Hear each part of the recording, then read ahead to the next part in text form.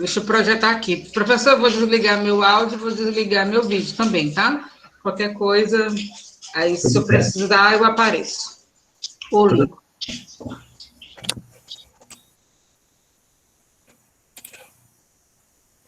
Então, pessoal, boa noite novamente, né? É a nossa segunda live, uma pertinho da outra. E, de certa forma, é bom porque a gente vai aí mantendo o fio da meada, né? A gente fez uma discussão muito boa na live passada. Inclusive, quem não pôde participar, a live já está disponível tanto na plataforma, né, no Cigar, quanto no canal do YouTube, né, no canal do curso no YouTube. Então, vocês podem acessar, inclusive a gente fala a respeito da atividade, tira algumas dúvidas, então é importante, quem não pôde assistir a primeira live, tanto pela questão do conteúdo também, quanto pela questão da explicação a respeito das atividades, tá certo? Bom, hoje, como a gente havia falado e combinado, nós vamos, de certa forma, tentar trazer aqui um olhar mais prático, né, a respeito daquilo que nós falamos na primeira live. Nós fizemos lá uma abordagem geral, né, a respeito da antropologia como uma ciência. Acredito que talvez alguns de vocês ainda não tinham tido contato com os conhecimentos da antropologia, então a gente precisou fazer essa introdução, essas abordagens iniciais, né, conhecer o objeto de estudo, alguns métodos também de pesquisa antropológica, e depois trazer tudo isso para o turismo, né, para conceber o turismo como ciência também, eu vou sempre tocar nesse ponto, né, como uma área epistemológica, né, que desenvolve conhecimentos, que desenvolve pesquisas e que contribui, de certa forma, para o conhecimento científico. Então, é importante a gente ter esse olhar. Então, a gente fez toda aquela abordagem na live passada e agora a gente vai trazer esse estudo de caso. Como eu falei para vocês, nós vamos nos basear, tá, num livro que vocês têm à disposição no material de vocês, certo? É um livro que se chama Antropologia e Turismo, Coletânea Franco-Brasileira, organizado pela Patrícia Ramiro, e aí tem várias discussões que vão desde essa relação mais teórica, né, do turismo com a antropologia, até esses casos que nós vamos abordar hoje, que tem aí uma dimensão mais prática, né, que a gente vai ali observar mesmo vivências que vão trazer alguns aspectos interessantes que têm uma relação muito grande com a antropologia e, claro, fazendo uma associação com a atividade turística, certo? E aí eu já até adianto para vocês o seguinte, aqui nós vamos fazer essa análise, né, dentro do tempo que nós temos, tentar ser bem objetivo.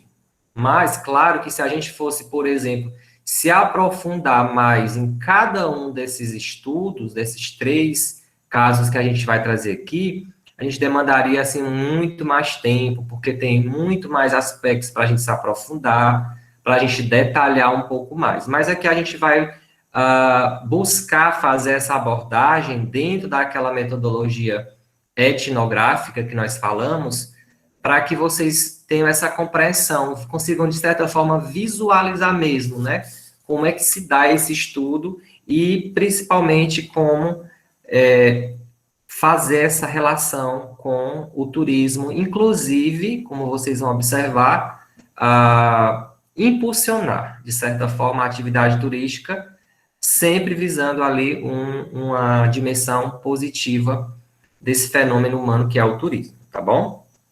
Então, vamos lá. Pode passar, Adriano.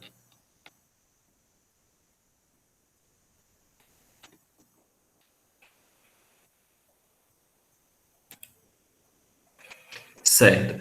Antes da gente se deter de fato nos casos que nós trouxemos, a autora ela faz algumas discussões preliminares que são importantes para a gente também entender aí como é que se dá esse estudo etnográfico, etnológico e, por fim, antropológico em relação à atividade turística, tá? Então, ela traz, inicialmente, que a autenticidade, a tradição e o território permeiam os discursos acionados para atribuir significado a essa prática social que é o turismo. Então, esses três elementos, pessoal, vocês vão observar, e quem pôde ler o material também, creio que percebeu, que esses elementos da autenticidade, a tradição, que aparece muito fortemente aí nesses três casos, e o território, já que a gente está falando também de um estudo etnográfico, eles têm aí uma relação que está ali costurada, né, com o turismo em um determinado local. E aí a gente vai perceber isso nesses três casos que nós vamos analisar, tá? E uma coisa interessante, até mesmo para a gente talvez tirar alguma concepção equivocada que a gente possa ter quando a gente vai estudar a antropologia aplicada ao turismo, é que a autora diz que esses estudos eles não têm uma visão maniqueísta. Para quem não sabe, o maniqueísmo é aquela filosofia de pensamento que há uma relação sempre de luta, né, de conflito entre o bem e o mal, e sempre o bem deve prevalecer sobre o mal, enfim.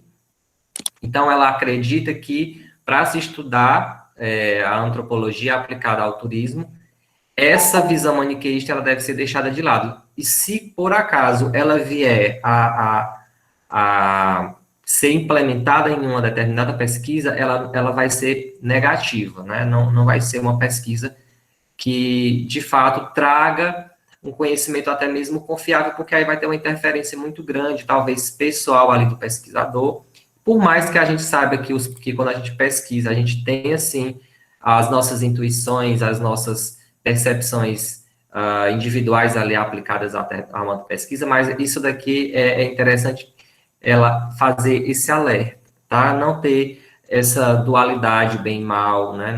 Não precisa ter isso quando se faz um estudo antropológico em relação ao turismo, tá? E, finalmente, ela alerta também sobre a construção de discursos disfarçados de valorização de diversidade étnica. Então, a gente percebe, mais uma vez, essa preocupação, quando a gente vai abordar antropologicamente o turismo, de se ter um turismo responsável e consciente, e não uma atividade econômica que se valha ou explore, né, uma determinada localidade ou determinada cultura, por exemplo, em detrimento, né, do lucro. Então, é interessante ela fazer essa abordagem e até mesmo essa crítica, que não é só antropológica, mas também acaba sendo uma crítica sociológica, né?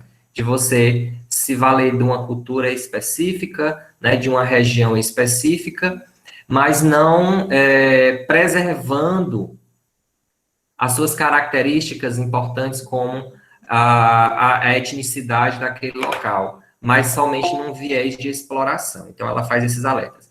E uma coisa interessante também, que não está aqui no texto, no slide, mas que ao longo da discussão a autora também vai deixando assim bem claro, é que, como a gente está falando aqui de estudos que são de base brasileira, mas também de base francesa, né, franco-brasileira, ela vai se apoiar em algumas visões de autores franceses que não acreditam existir uma antropologia do turismo.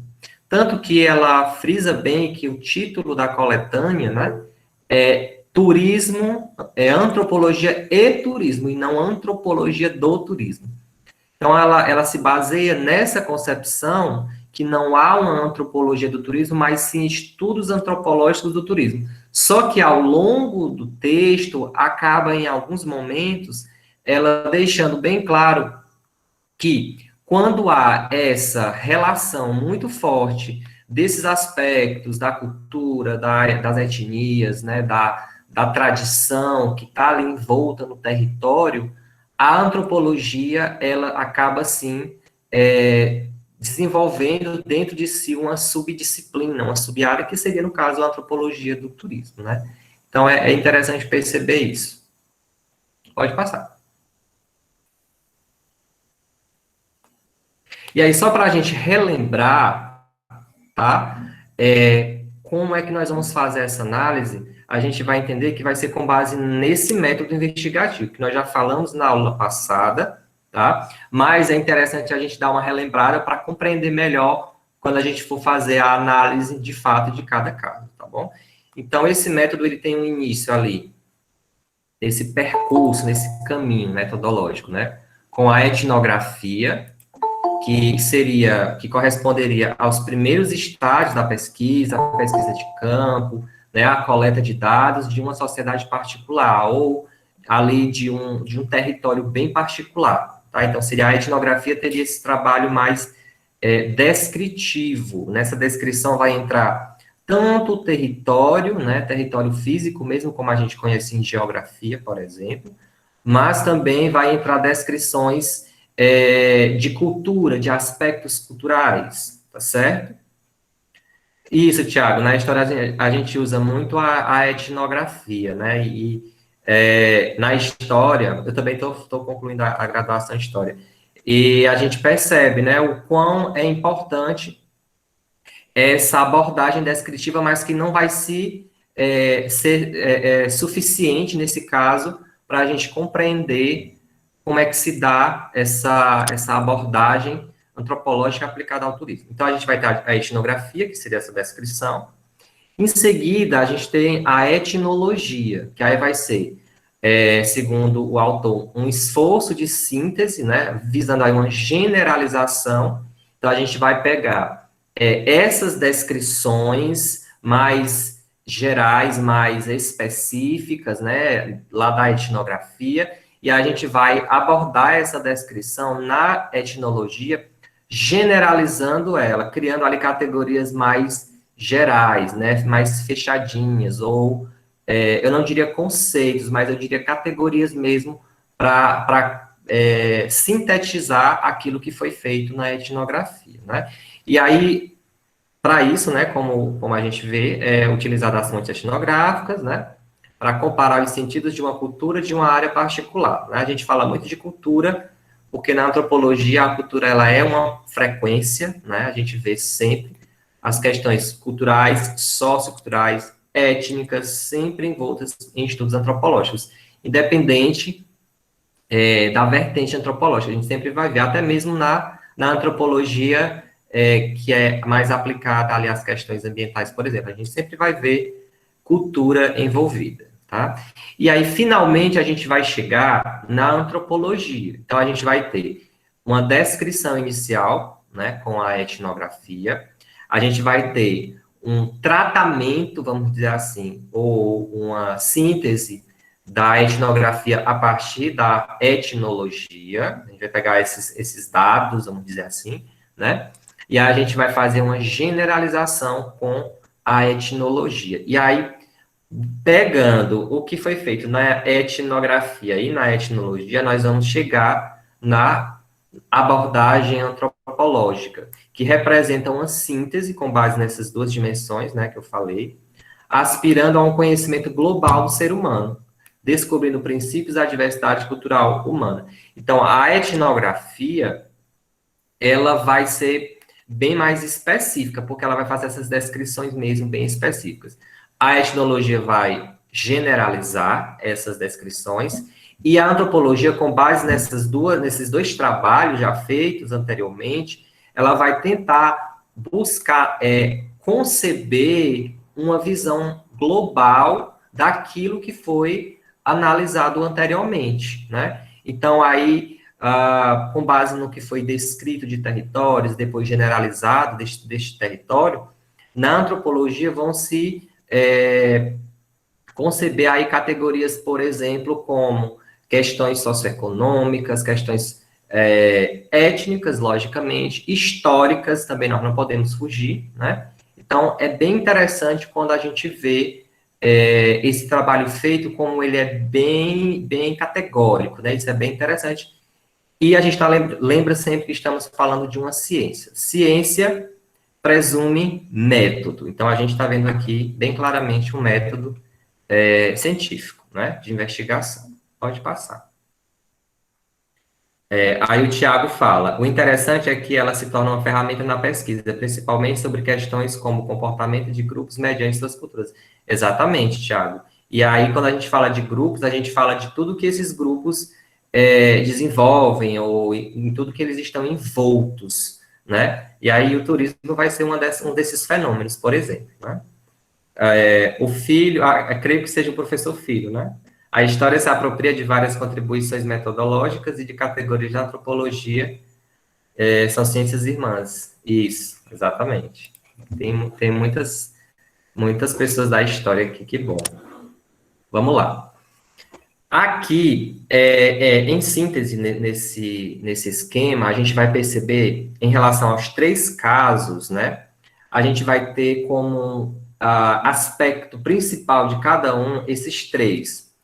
Então, no primeiro caso, a gente vai ver que a tradição, ela é muito forte nesse caso, né?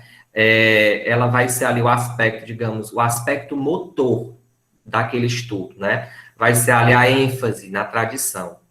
No segundo caso, a gente vai ter o valor do lugar onde aquele produto específico, que a gente vai falar de produtos, né, relacionados ao turismo, produtos alimentícios, né, bebidas, enfim.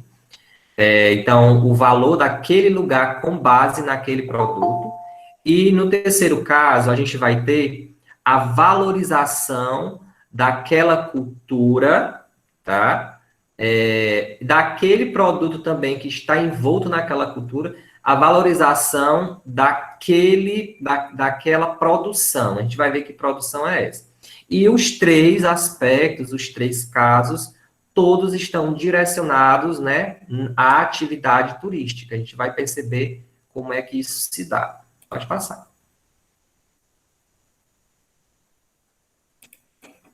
Vamos lá. Então, no primeiro caso, a gente vai falar dessa pesquisa, desse artigo, né, intitulado Sabor, Tradição, então vejam aí a tradição aparecendo, né, e Turismo. O caso das comidas típicas do Seridó Brasil.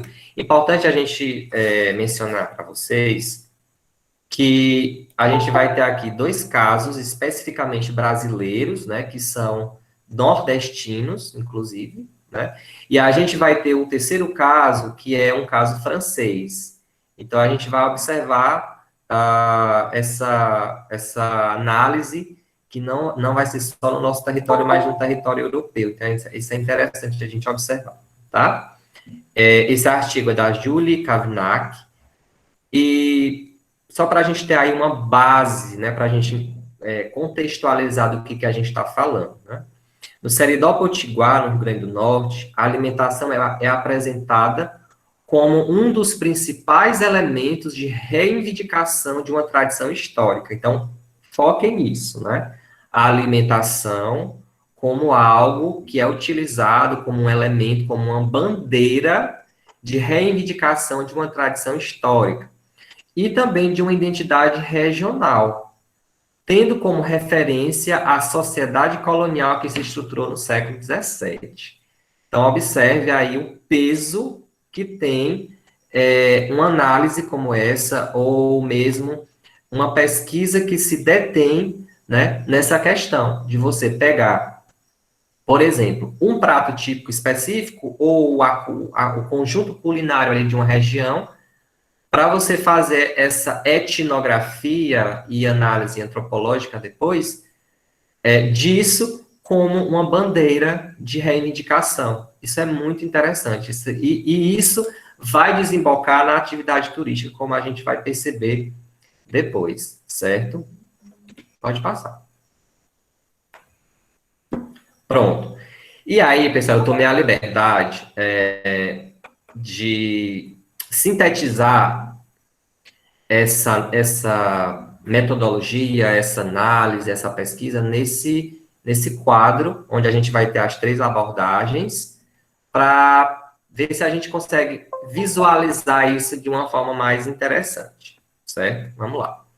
Bom, então, em relação a esse primeiro caso, que seriam as comidas típicas, né, lá do Seridó, Rio Grande do Norte, como essa bandeira de reivindicação, a gente tem, dentro da etnografia que foi feita a respeito disso, alguns apontamentos. Vamos lá, então vamos ver qual é a descrição que é feita a partir desse estudo, desse caso, né? Então, no Seridó, a alimentação é apresentada como um dos principais elementos de reivindicação de uma tradição histórica e de uma identidade regional determinadas pela marca indelével da colonização. Então, isso nós já até falamos agora há pouco, né? Então, essa é uma primeira descrição. Para o Nordeste, de um modo geral, o Rio Grande do Norte em particular, não se fala em pratos indígenas ou africanos, aspecto importante, né? Mas de uma cozinha regional integrando várias origens, em que a inspiração europeia predomina. Então, essa descrição aqui ela é bem importante para a gente compreender aí o desenrolar da análise, tá? Outra descrição, né? Outro apontamento importante. A alimentação seridoense como identidade está intimamente ligada aos sabores, à sociabilidade, produções locais e questões sócio-históricas. E, por fim, as receitas revelam o modo de vida dos escravos, suas lutas e opressões sofridas. Então, percebam, aqui a gente tem essa descrição, a gente poderia se aprofundar mais ainda nessa descrição, né, mas aí nosso tempo não permite. Mas isso daqui nós podemos utilizar como base para generalizar e depois para chegar numa análise antropológica, certo? Pronto, a gente descreveu, né, vimos aí essa descrição que a gente pode abordar como sendo uma etnografia. E aí, quando a gente vai generalizar lá na etnologia, nós vamos ter aí essas categorias mais gerais, né, com base na etnografia, que seria a alimentação como forma de resistência, o eurocentrismo aplicado aos pratos típicos, né, porque a gente vê lá na etnografia que ele aborda que não se fala em pratos indígenas ou africanos, mas uma cozinha regional, onde a inspiração europeia predomina. Então, a gente já vê aí um aspecto de um eurocentrismo, né, do etnocentrismo, onde uma cultura dita predominante ou superior, ela se vale das outras ditas inferiores, né, ou vistas como inferiores na sociedade, ou historicamente. A alimentação como marcador de uma identidade local, né, que também é uma categoria que expressa bem essa pesquisa, e, finalmente, a culinária expressando o passado escravocrata. Então, vejam que na etnografia eu descrevi de forma mais específica, né, mais aprofundada, apesar de a gente poderia descrever melhor ainda. Depois eu generalizei na etnologia com essas categorias, e aí na antropologia a gente vai ter aqui duas análises, né? E aí eu tive aqui o cuidado de sempre na análise antropológica colocar um aspecto, né, ou uma concepção direcionada ao turismo. Então, vamos aqui primeiro, a primeira análise, né, a primeira concepção da antropologia. Então, com base nessas duas análises iniciais, né, nesses dois trabalhos iniciais, a gente vai dizer na antropologia que há uma necessidade simbólica em acessar a ancestralidade através da culinária típica do Seridó, gerando, assim, um atrativo turístico. Quem pôde ler o texto, percebeu, né, viu que lá no início ele aborda que as pessoas, né, principalmente pertencentes às famílias tradicionais dessa região, as pessoas que não moram mais na região, que enfim, se deslocam para qualquer outro local, quando elas, por algum motivo, retornam ali, ou nas férias, ou nas datas comemorativas, enfim, elas têm essa necessidade, né, de ter acesso a esses pratos típicos como se fosse uma forma de ter contato com a sua ancestralidade, ou, trazendo mais para próximo dessas pessoas, a sua infância, que também tem uma relação com a ancestralidade dos seus pais, né, dos seus avós, enfim. E isso vai futuramente, né, no desenrolar disso, se transformando em um atrativo turístico. E aí, na segunda análise mais voltada ao turismo, nós podemos dizer de tudo isso que há uma gastronomização do patrimônio gustativo local, né, e isso é muito frequente, acho que vocês já perceberam, talvez, em outras leituras, ou talvez na disciplina de gastronomia. Há uma valorização do meio rural e seus produtos, né, os seus produtos alimentícios, no caso, como, por exemplo, aqui do Seridó, eles citam bastante a mandioca, o inhame, né, como produtos locais da culinária. A ênfase na identidade cultural do Seridó. Há um apagamento da noção de que os pratos típicos são uma expressão... fugiu aqui para mim, pronto. Uma expressão das estruturas de dominação ainda vigentes. Então, observe, a gente vai ter, nessa análise antropológica, a gente vai ter, em relação ao turismo, né, uma dimensão onde há essa sofisticação, de certa forma, dos pratos tradicionais dessa região, em detrimento da atividade turística, né? Mas, ao mesmo tempo, para que isso aconteça e para que essa atividade ela seja impulsionada, que ela dê certo, há esse apagamento dessa ideia, dessa noção, dessa concepção de que esses pratos também eles revelam uma estrutura, né, de dominação que vem desde o período escravocrata, mas de alguma maneira também ainda se expressa atualmente.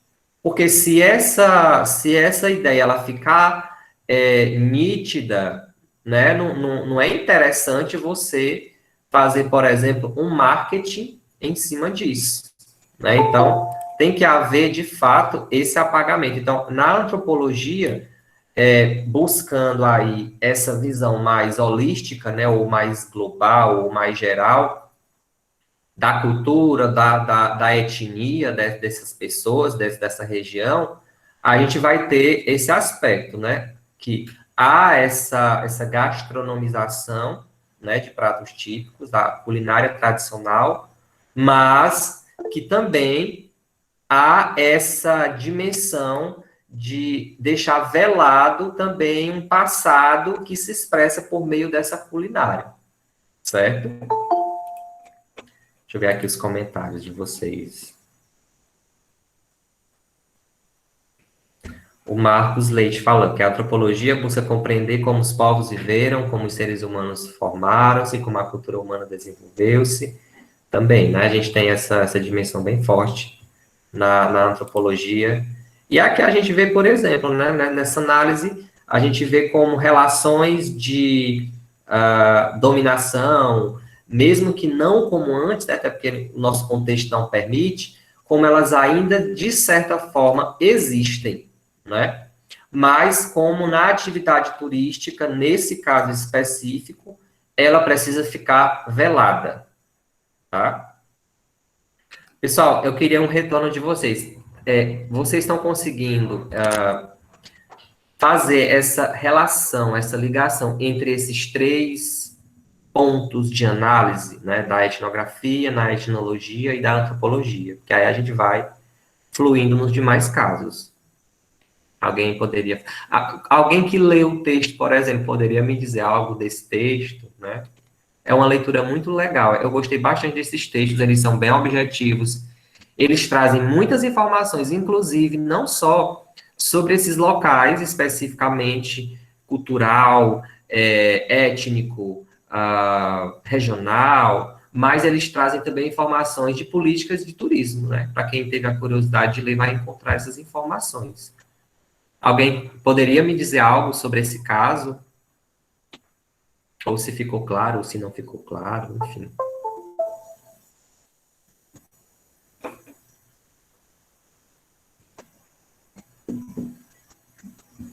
Não? Pois vamos lá. Pode passar, Adriana.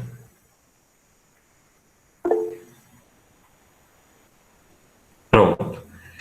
Bom, no primeiro caso, a gente vai ver essa relação muito forte com a tradição. Na verdade, todos esses casos, eles têm a tradição ali como elemento, mas no primeiro a gente vê isso muito mais forte, né? Aqui no segundo caso, a gente vai ter o valor do lugar como sendo um elemento central dessa pesquisa, certo? Isso, Júnior, quando se fala da região Nordeste, a culinária ela tem um grande destaque, com certeza, né? E principalmente pelos produtos que a gente tem, bem regionais mesmo, né, do Nordeste, mas também por uma série de coisas, de questões históricas e socioculturais que estão ali envoltas nessa culinária, que é importante a gente ter essa percepção também, né? Não é à toa, por exemplo, que quando vocês ou visitam ou veem, talvez de alguma forma, um restaurante temático, né?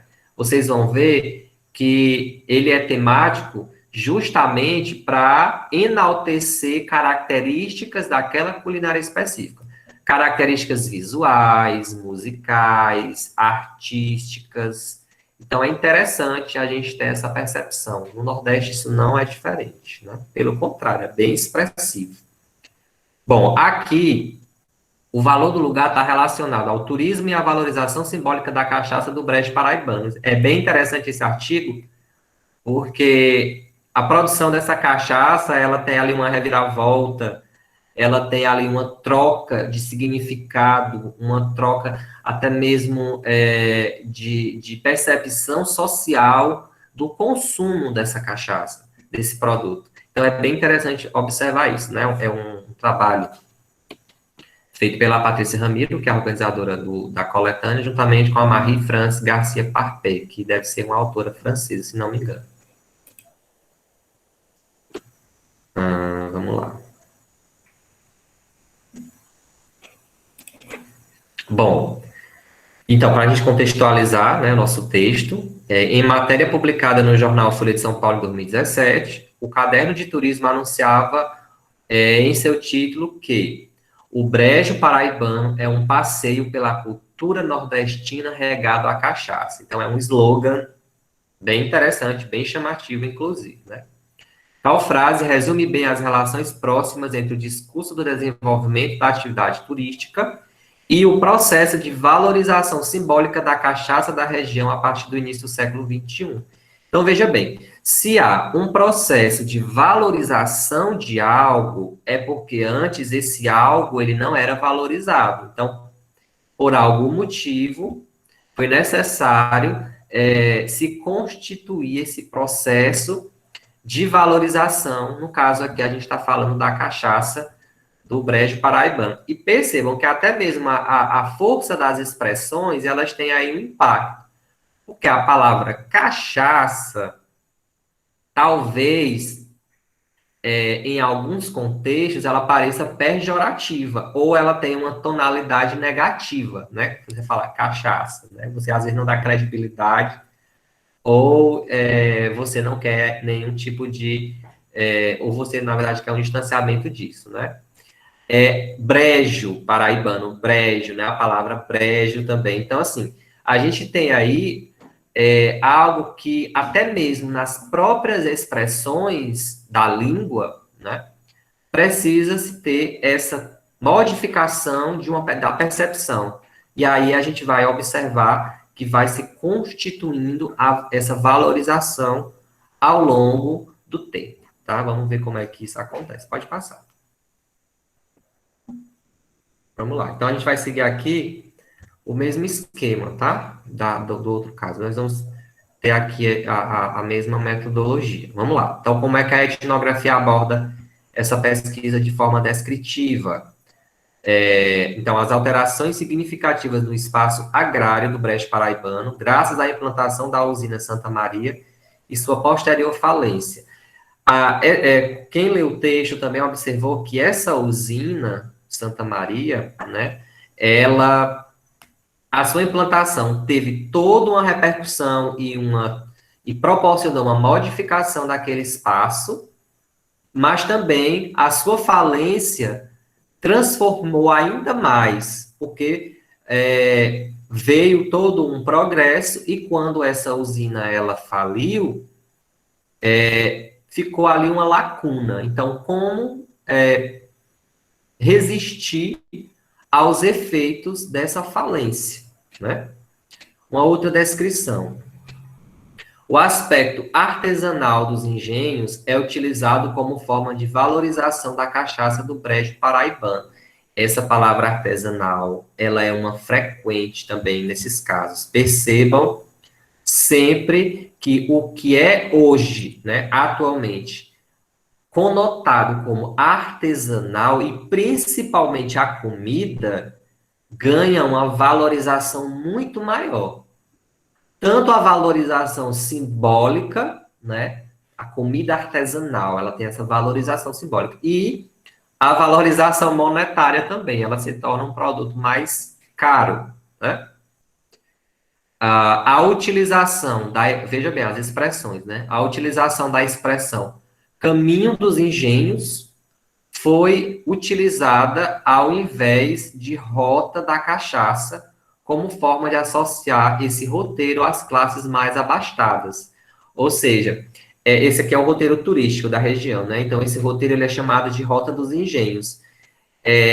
Viu-se que seria mais interessante, né, e efetivo utilizar essa expressão, porque aí abarcaria todos, né, e com ênfase nas classes mais abastadas, né, classes mais altas, detentoras do poder econômico, do que Rota da Cachaça, que seria uma coisa mais pejorativa, né, na visão de quem pensou, de quem estruturou esse roteiro.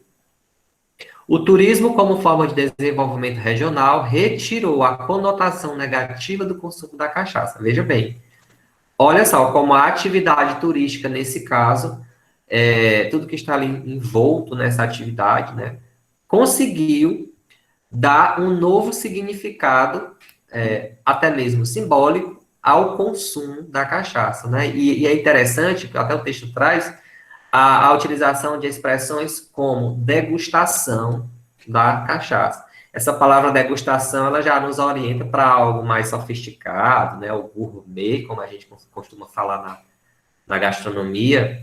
Então, é interessante perceber essas transformações. Veja que, nesse caso específico aqui, da cachaça do Brejo, paraibano, a gente tem muito essa força das expressões agindo, né? Deixa eu ver o que foi que vocês comentaram. O Valtércio falou que a cachaça ou cachaça era aguardente de uva produzida em Portugal e Espanha. A palavra faria referência ao cacho de uva, assim como bagaceira, outra aguardente de uva popular em Portugal, se refere ao bago da fruta, né? Então a gente vê que as expressões elas vão ganhando novas conotações, né? Aqui esse texto ele é um exemplo bem claro disso.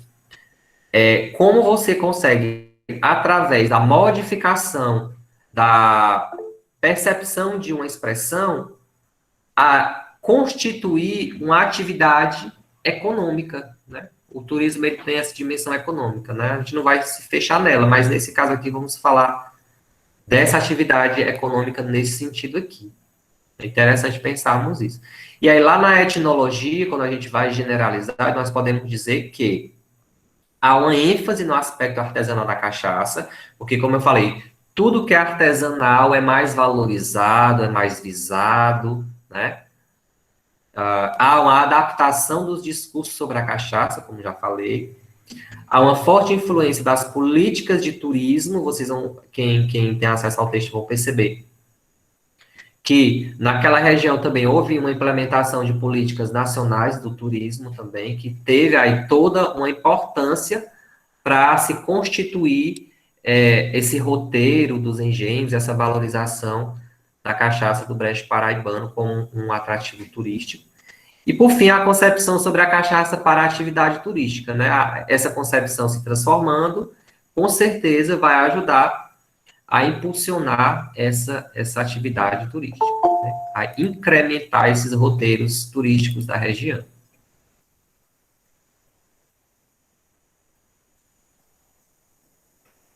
O Júnior perguntou, professor, por que tiveram que adaptar o discurso a cachaça, pela rota da cachaça, se torna algo mais interessante para o turista, veja bem, aqui nós estamos falando de uma análise antropológica, né, que não se desvincula também das questões sociais e sociológicas. Então, assim, a expressão rota da cachaça, ou mesmo a palavra isolada cachaça, ela era muito associada, né, na região, enfim, à vagabundagem, né, até mesmo trazendo para um passado histórico mais distante, né, aos escravos. Então, tirar essa expressão se torna mais atrativo você colocar Caminho dos Engenhos, né, uma coisa assim mais bonita, vamos dizer assim, do que Rota da Cachaça. Fica uma coisa, assim, ao que parece, nesse contexto aqui da pesquisa, essa expressão Rota da Cachaça, ela poderia ter uma conotação negativa ao longo do tempo, né? E Rota e Caminho dos Engenhos, não, né? Porque engenho você vai remeter à cana, cana você vai remeter à cachaça também, né? Então, Rota da Cachaça fica uma coisa mais pejorativa, não quer dizer que seja, mas na concepção de alguém que vai propor uma rota turística, já se pensa justamente nisso, né? Nesse alcance mais geral. Eu não acredito que seja mais interessante para o turista, né? Mas talvez assim, pelo sim, pelo não, trocar as expressões seja mais atrativo, né? E aí a questão do marketing turístico, né? Como o Rogério colocou. Bom, e aí a gente chega na análise antropológica. Como é que a gente pode sintetizar esses dois trabalhos, né, anteriores? A gente pode falar que, a partir disso, a gente entende que a conversão dos engenhos da região em locais de produção de cachaça foi uma consequência histórica, econômica e cultural, né? A gente fala isso aqui na análise antropológica, porque antes os engenhos eles não produziam cachaça, né? Isso foi acontecendo graças a uma necessidade, né, que foi surgindo. Teve essa questão da usina, né, que foi introduzida, depois ela faliu, e aí ficaram aqueles engenhos, né, e aí, aproveitando-se tanto daquele local, num ponto de vista paisagístico e também simbólico, teve aí essa virada, né, e a cachaça, ela se tornou ali um produto que também seria algo como um elemento de identidade regional, né? E aí, mais voltado ao turismo, a gente pode dizer que a cachaça do Brejo Paraibano, ao perder seu status de produto relacionado à vagabundagem, né, deixa de ser um artigo de consumo exclusivamente popular, então não se restringe a aquelas pessoas, né, ali de classes ditas inferiores, ditas, né, não quer dizer que sejam, mas ditas inferiores, e se torna produto de prestígio e visibilidade turística, com ênfase na produção artesanal, né, sempre enfatizando isso, que aumenta sua valorização local e regional. Então, observem aí como a força das expressões ela é grande nesse caso aqui da cachaça do Brejo paraibano, né? Aí o Valtércio complementa. Os engenhos, na verdade, produziam açúcar, a cachaça resultou de um acidente, exatamente. Como o champanhe, que é um vinho que não deu certo. Exatamente, Valtércio. Aqui a gente teve aí uma série de questões e até alguns problemas que a gente vê ao longo do texto, são descritos, né? Do porquê que esses engenhos pararam de produzir, né, açúcar, né, pararam de trabalhar diretamente com esses produtos e começaram a produzir a cachaça. Então, a gente vai perceber que isso tem uma relação, inicialmente, né, com a questão histórica, depois econômica e depois cultural quando desemboca lá no produto da cachaça, né? Vamos lá. Professor, Sim, você me permite só uma pequena comparação, um comentário? fica à vontade.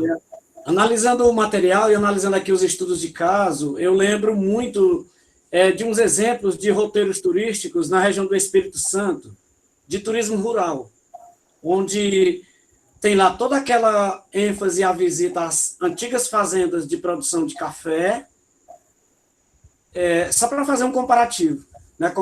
Toda aquela questão da produção de café, dos senhores do café, e tem lá toda uma encenação durante o roteiro, tem também uma parada para degustação de aguardente, no caso cachaça também, e aí dentro dessa encenação, nós vamos ter também a figura das mucamas, das sinhás, de todo mundo representando o pessoal daquela época, né? Dos fazendeiros, do pessoal trabalhador, e aí vai enriquecendo, agregando valor àquele roteiro.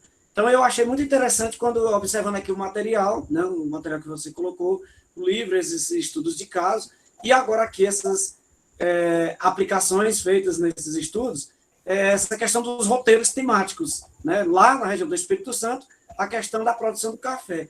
E aqui na região do Pernambuco, e também na Paraíba, a gente vai enaltecer o caminho dos engenhos, né, que não deixa de ser, cá entre nós, uma vivência, ou pelo menos cenográfica, àqueles períodos da produção pós-açúcar, né, que também foi um produto, na época da colonização, o principal produto nosso, e aí passou-se a se produzir a cachaça por alguns motivos. Então, realmente muito interessante, professor. Obrigado.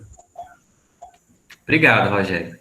Muito boa a sua fala. E aí a gente percebe isso que esses exemplos que você falou e também abordando com isso que nós estamos vendo aqui nos casos, percebam como tudo que a gente comentou aqui como exemplo sempre são questões muito históricas, né, e que remetem muito à ancestralidade. Vejam como esses elementos, eles são muito visados em roteiros turísticos, né? Então tem ali toda uma questão mesmo antropológica, sociocultural, sócio-histórica, envolta nesses roteiros. Não se resume apenas a uma mera atividade de visitação, uma mera atividade econômica. E aí, Rogério, pegando o gancho do que você colocou e trazendo aqui para o texto, essa pesquisa ela tem tem um momento que é uma pesquisa de campo que as autoras fizeram nessa região.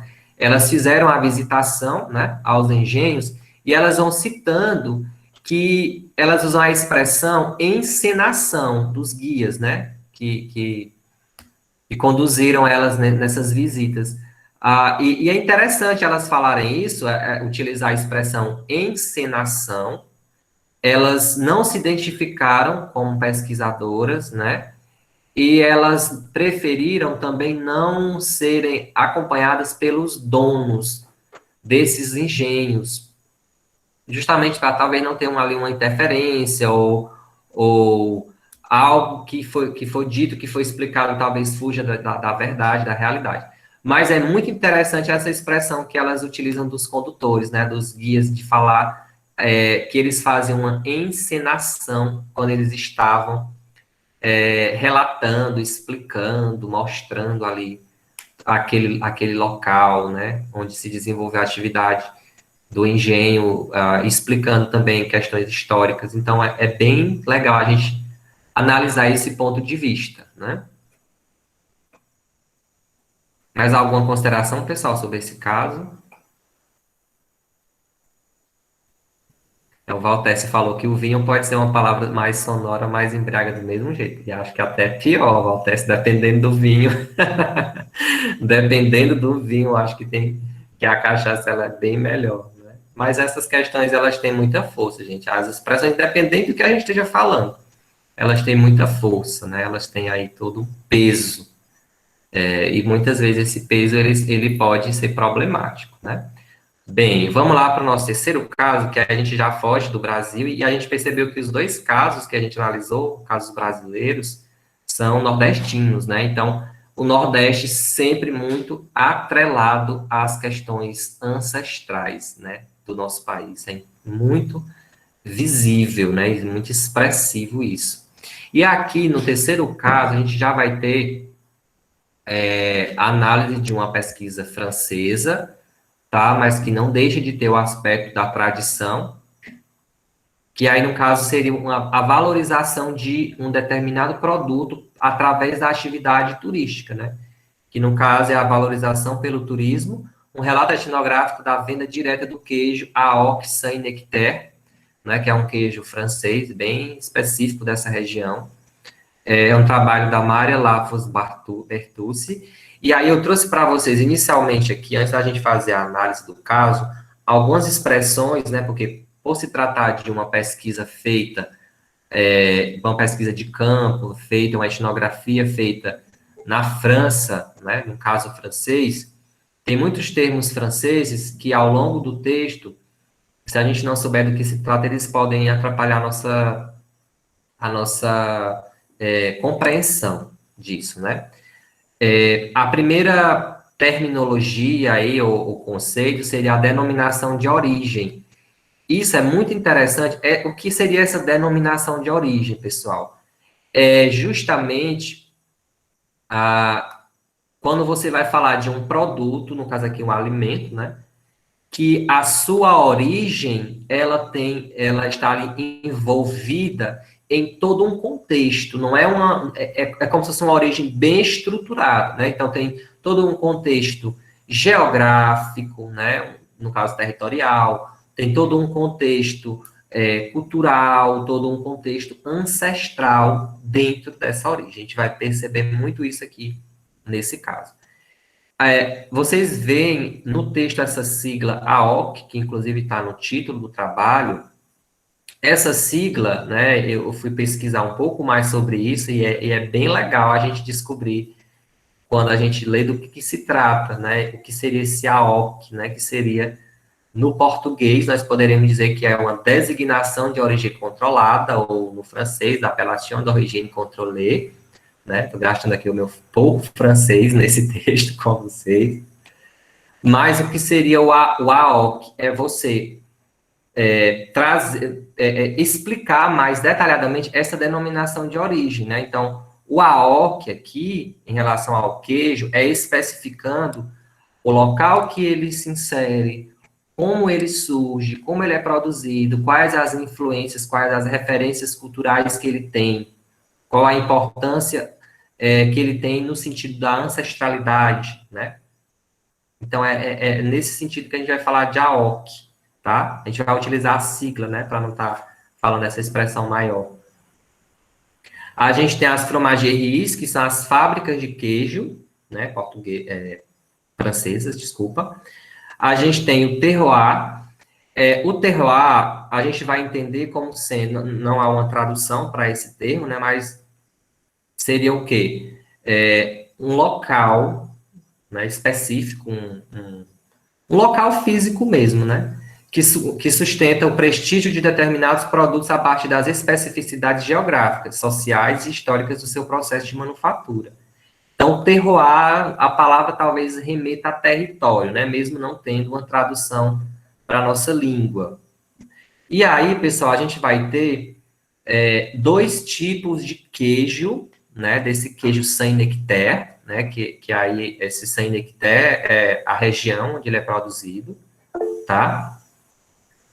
Isso, Walter, está ligado aos vinhos também, né? O AOC, a história do AOC, né, também, de você compreender essa designação de origem controlada, também tem uma explicação mais definida na história dos vinhos também, tá? A gente vai ter esses dois tipos de queijo que são primordiais para a gente entender esse caso. A gente tem o queijo laitier, né, que é o queijo produzido industrialmente, e o fermier, que é o queijo feito artesanalmente. Mais uma vez, a produção artesanal aparecendo. Ambos são queijos AOC Saint-Nectaire, tá?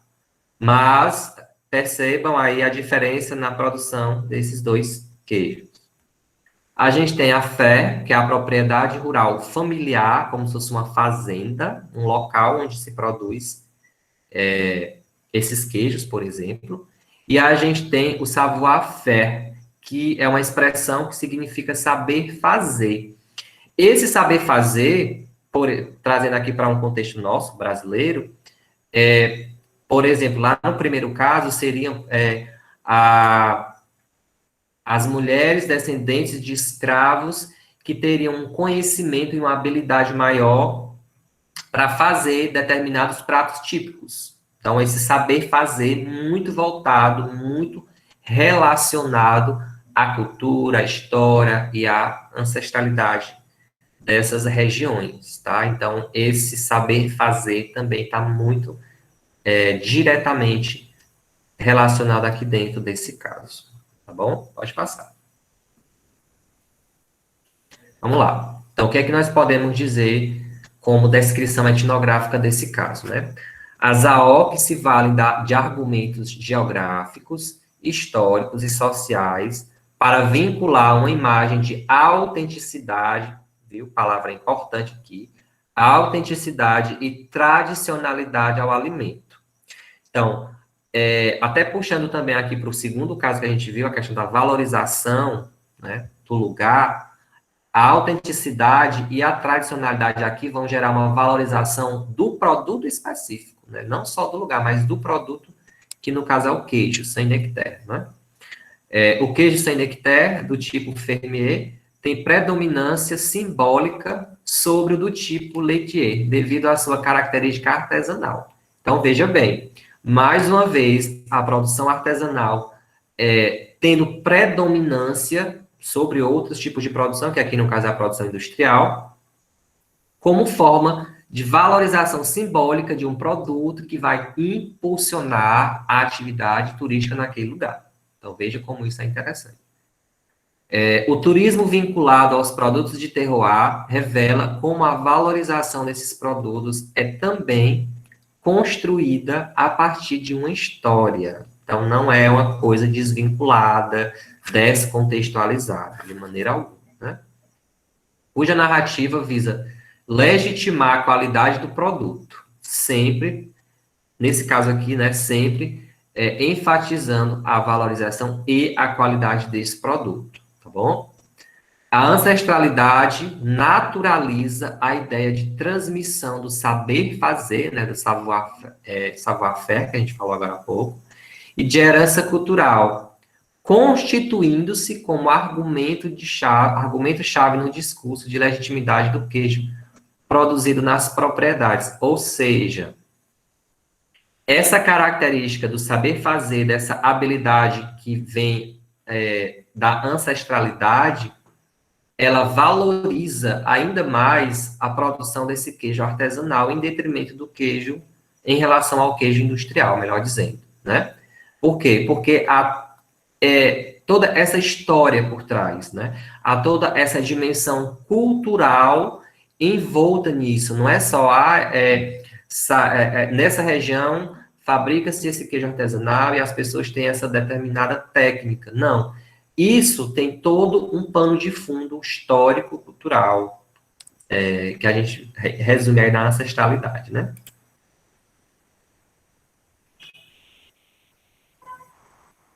Ver aqui os comentários de vocês, né? O Júnior Castro falou que aí em Pedro II, quando se fala em queijo, o pessoal já pergunta se é cearense. O queijo cearense sempre foi predominante e favorito pela população aqui na minha cidade. E aí tem que ver o porquê disso, né? Qual é o aspecto que determina isso? É a produção, né? O sabor? Enfim, qual é a credibilidade? Por que esse queijo tem mais credibilidade, no caso? E aí, na etnologia aqui, nós vamos generalizar da seguinte forma, né? A oque, como característica singular do lugar, como a gente já viu, né? A difusão de um queijo autêntico, porque o queijo sem nectar, e principalmente o sem nectar artesanal, né? Ele é ainda mais autêntico, por quê? Porque as pessoas daquela região, daquele local, né, daquele terroir, elas trazem em si, a partir da sua tradição, da sua ancestralidade, melhor dizendo, né, o saber fazer. Então, é um queijo autêntico. O aspecto artesanal do queijo Saint-Nectaire Fermier, né? Então, sempre frisando muito esse aspecto artesanal. E a ancestralidade como elemento primordial. Então, vejam como a ancestralidade e essa produção artesanal, né? Que a produção artesanal, ela vai ser, de certa forma, uma consequência dos conhecimentos que vêm dessa ancestralidade, né? Eles estão envoltos aí na produção desse queijo. E antropologicamente falando, a gente pode dizer que a apropriação das AOC como critério de força para a simbologia do queijo Saint-Nectaire reforçou a importância em se manter elementos da ancestralidade local. Então, ao invés de se desprezar esses elementos, viu-se que eles poderiam também ser motores que impulsionariam a atividade turística ali, a valorização daquele produto, que a ancestralidade, a produção artesanal, elas não teriam uma visão desmerecida. Pelo contrário, né? Elas teriam trariam a esse produto uma valorização maior. Em relação diretamente ao turismo, a gente pode falar que a ênfase na produção artesanal do queijo Saint-Nectaire, além de promover a valorização do produto, agregou à atividade turística aspectos naturais e culturais da região, culminando na valorização do lugar. Então, aqui a gente tem tanto a valorização do lugar, quanto a valorização do produto. Com base em quê? Com base nos conhecimentos da ancestralidade desse lugar, né? Nos aspectos geográficos também, né? Que influenciam, porque no texto a gente sabe, né? Conhece que esses queijos, eles são maturados em cavernas, né? Que tem ali uma temperatura ideal. Então, vejam que curioso, né? Vejam ali que é excêntrico você visitar, por exemplo, uma caverna onde são maturados um tipo de queijo, né? Que é autêntico daquele lugar. Então, deve ser uma experiência bem interessante. E bem atrativa também, né? Esse caso me lembrou muito um produto brasileiro também, né? Que é o queijo canastra, que eu acho que vocês conhecem, né, já devem ter ouvido falar, que é produzido só na Serra da Canastra, em Minas Gerais. Então, ele tem a sua própria AOC, né, ele tem ali o seu próprio saber fazer, tem as suas próprias condições, o seu próprio terroir, digamos assim. Então, nesse caso, a questão da produção artesanal ligada à ancestralidade, ela é tão forte que o queijo, ele tendo dois tipos, e a produção industrial, talvez ela seja mais rápida, né, do que a produção artesanal, talvez não, com certeza é mais rápida do que a produção artesanal. Esse queijo produzido de forma industrial, ele fica um pouco à margem quando a gente vai falar do queijo artesanal, né, mesmo os dois pertencendo ali à mesma região, sendo o mesmo Saint-Nectaire, né, mas em tipos diferentes de produção. Né? Inclusive, o texto deixa bem claro que no marketing, nas propagandas, né, do roteiro, né, turístico da região, o queijo artesanal, ele é predominante, e o queijo industrial, ele nem aparece, né? E para vocês entenderem como essa questão do AOC, do terroir, é tão influente no produto, quando o produto específico, que é o queijo, né? Que aí vem essa questão da introdução do aspecto geográfico, né? Que eu falei agora há pouco, daquele território, das cavernas, né? Até mesmo dos animais típicos, né? Daquele lugar, né? Das fazendas, enfim. Então, é todo um conjunto, né? Um conjunto com vários aspectos que vão desembocar na valorização desse produto que é o queijo Saint-Nectaire. Deixa eu ver se alguém comentou mais alguma coisa aqui. A Lucy diz que vocês estudaram o saber fazer na disciplina de patrimônio, né? Algumas formas de produção são patrimônios, isso. Sim, eu acabei de falar do queijo canastra, né? E ele é considerado patrimônio cultural, né? Nosso. Até o solo e a água que as vacas bebem influenciam na produção do queijo, né? A alimentação, enfim. A alimentação dos animais, né? Influenciar ali na constituição do leite, do qual ele é fabricado. Então, não é algo geral, assim, não é algo aleatório, né? É muito específico, né? É muito tradicional. Creio eu que a palavra seja muito essa, de definir mesmo esses casos desses produtos específicos. E aí tem um relato dentro do texto bem interessante, né? Onde, se não me engano, né, basicamente, a pessoa que fez o relato diz que eles não vendem queijo, só queijo, né, mas que eles vendem, né, experiências, né, uma experiência que não se resume a consumir apenas aquele produto alimentício. Né? Então, é muito interessante a gente ter essa percepção também. Aí eu pergunto para vocês, em meio a todos esses casos, né, todas essas análises que a gente fez aqui, vocês conseguem visualizar, né, na região aí de vocês,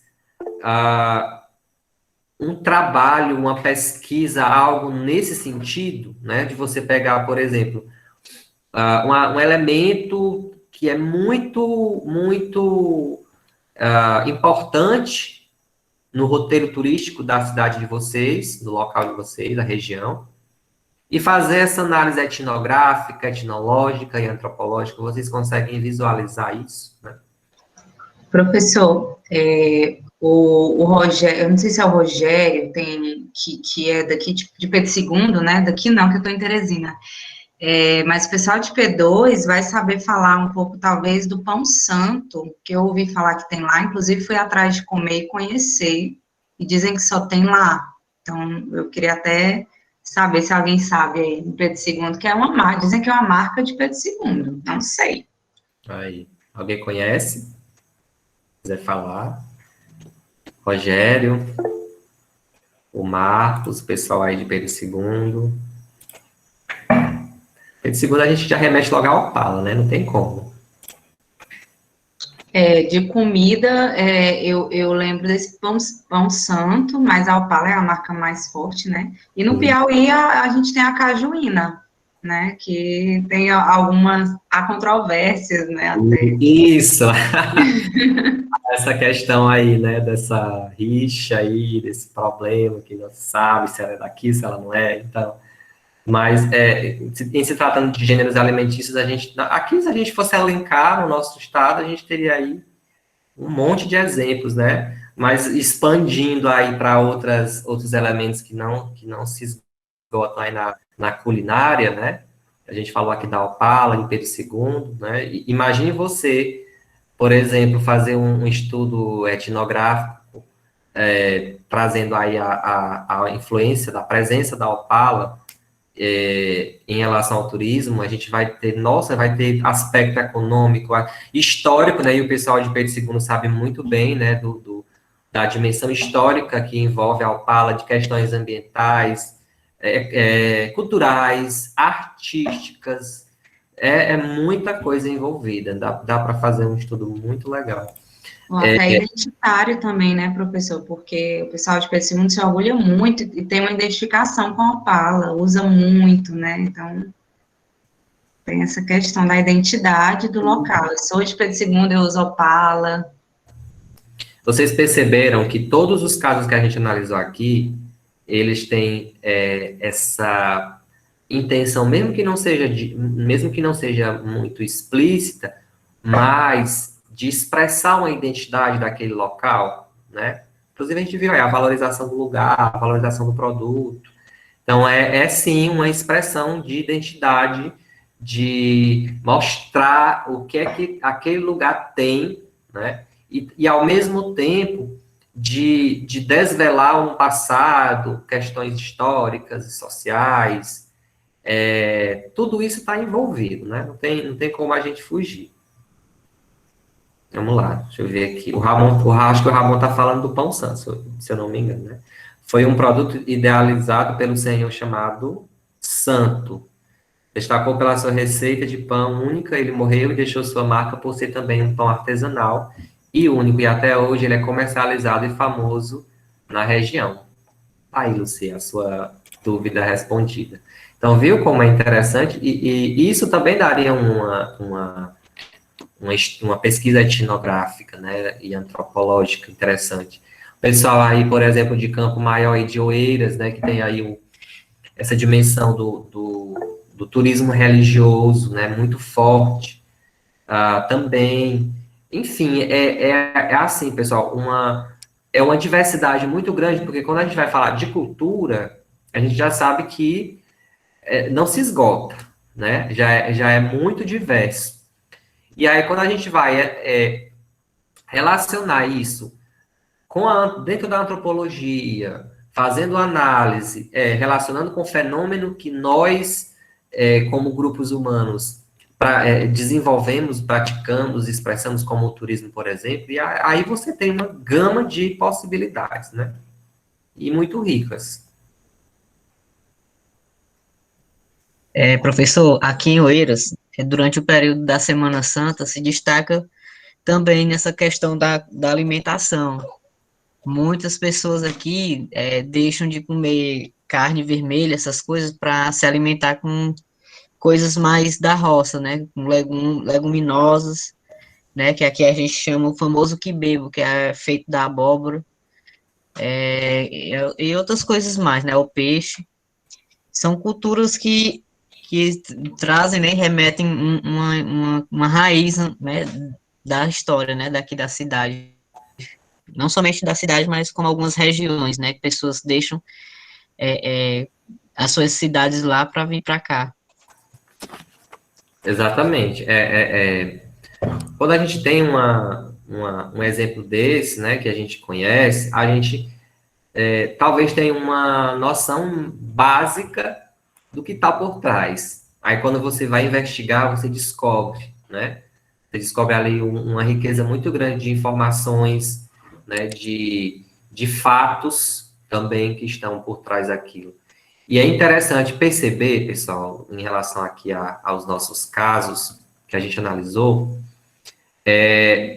que todos eles têm em si uma dimensão histórica, social, cultural, tem o aspecto da ancestralidade, né, da identidade, como nós já falamos, e isso é direcionado a um produto específico, né, como a gente falou no primeiro, das comidas típicas, depois da cachaça, depois do queijo, mas que tudo isso se converte, né, no nosso caso aqui, que a gente analisou, se converte em algo bom para o turismo, né, para a atividade turística.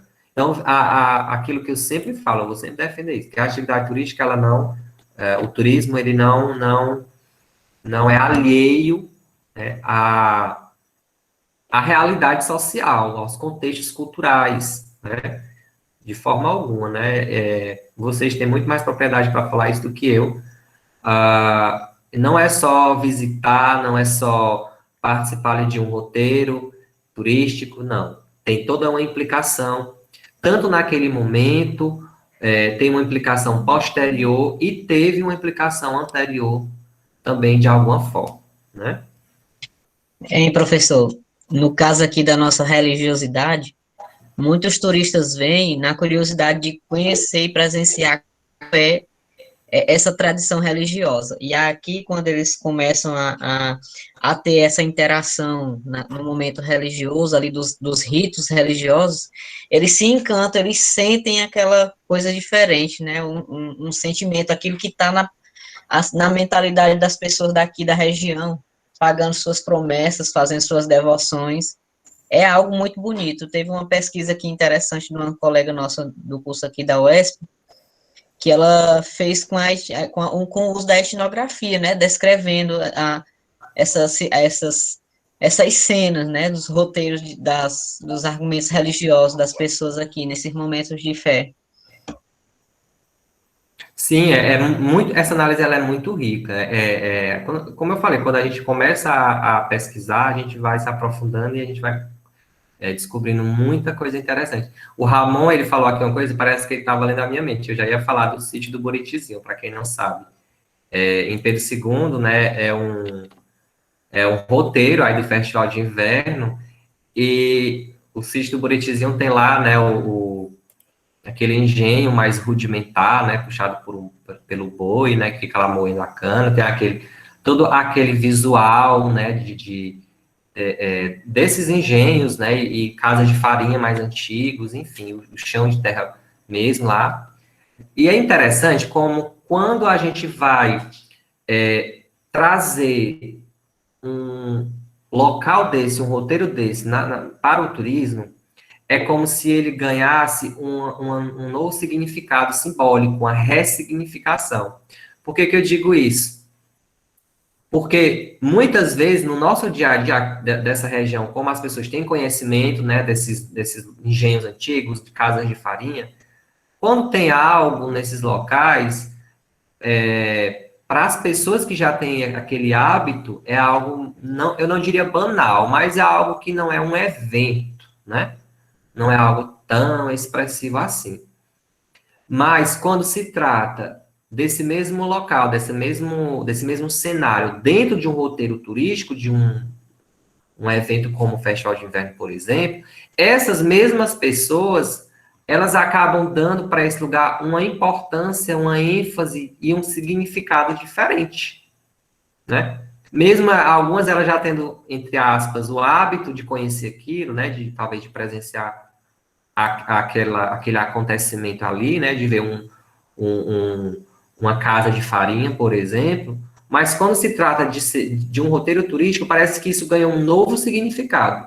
Né? Eu não sei se vocês têm essa percepção, mas é o que a gente, é o que nós, como turistas, né, e como pessoas curiosas, às vezes conseguimos perceber, né?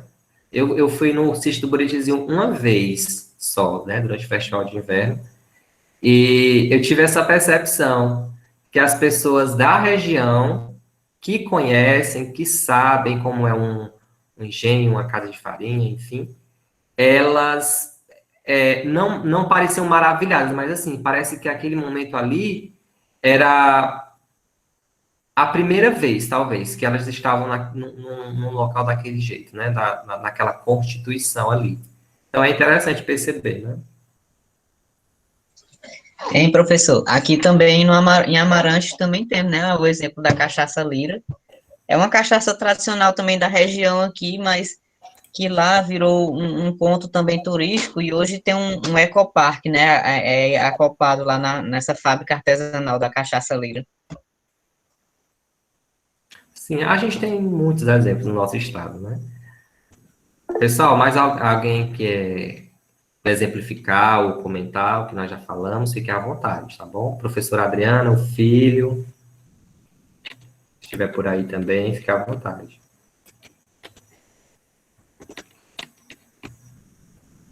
Você pode passar o slide, Adriano. Eu acho que nós já terminamos o texto, já.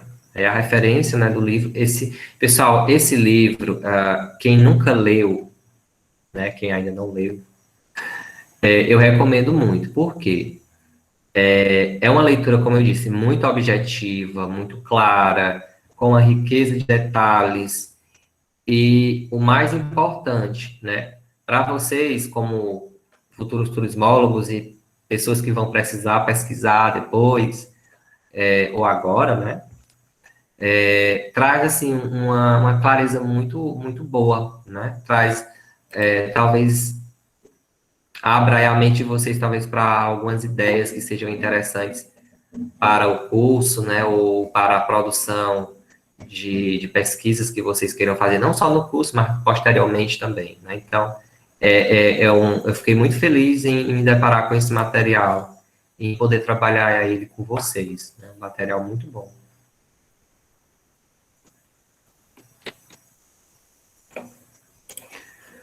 Bom, mais alguma coisa, pessoal? Os tutores quiserem falar? A gente está bem dentro mesmo do nosso horário, né? Quase cravado.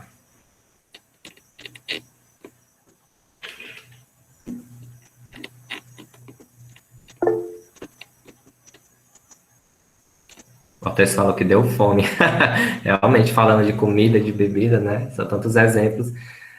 Bom, pessoal, então, só agradecer vocês a participação muito boa, tanto aqui nas exemplificações, nos comentários, quanto também na quantidade de alunos, né? Isso é muito, muito gratificante para a gente ter esse retorno de vocês.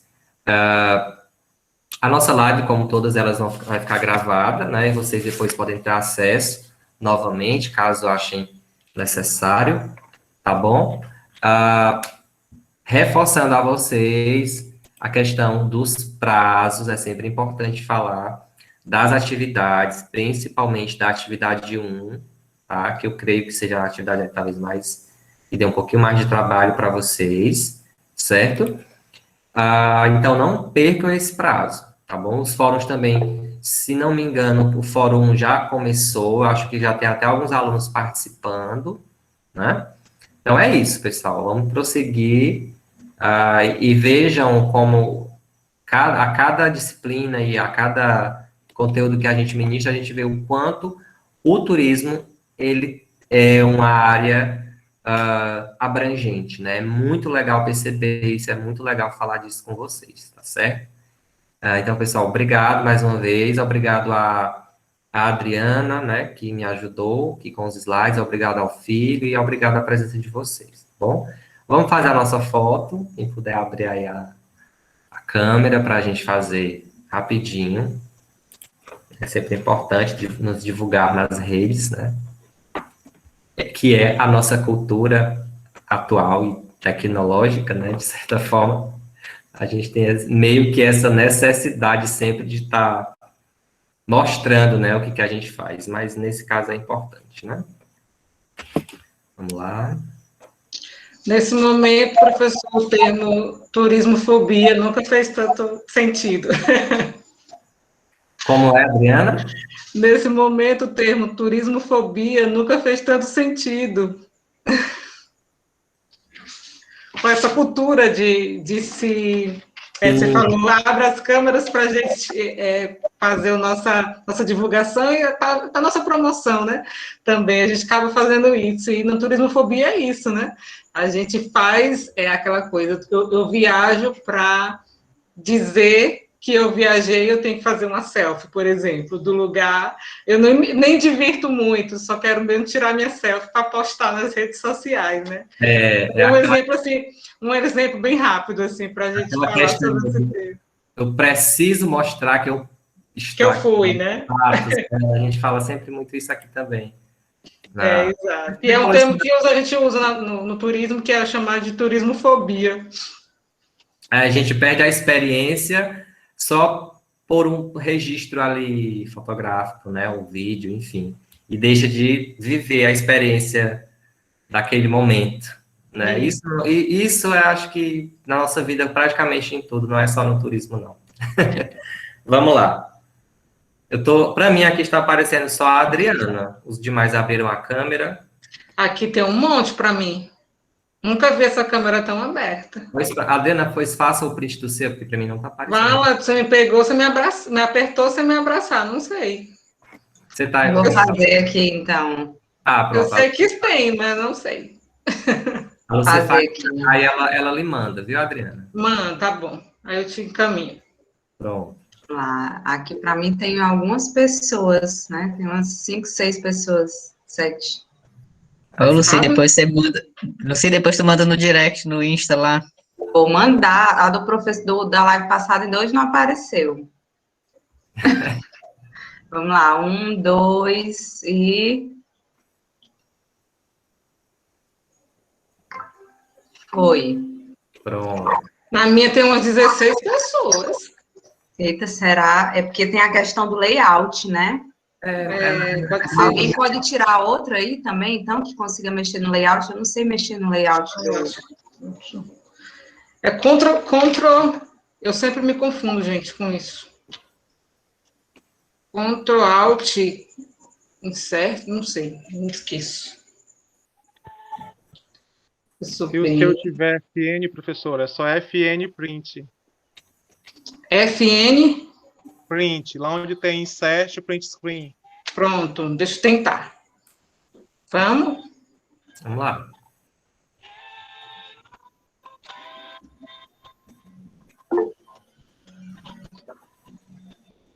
Apareceu aqui um negócio.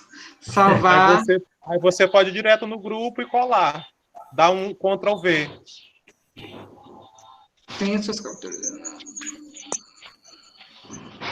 Pronto. Que se alguém mais tiver tirado, é só postar quando postar, marcar o Instagram do curso e a gente vai repostando. Né? Vou postar. Pois bem. Você faz o teste no WhatsApp. Dá um Ctrl V e já sai lá.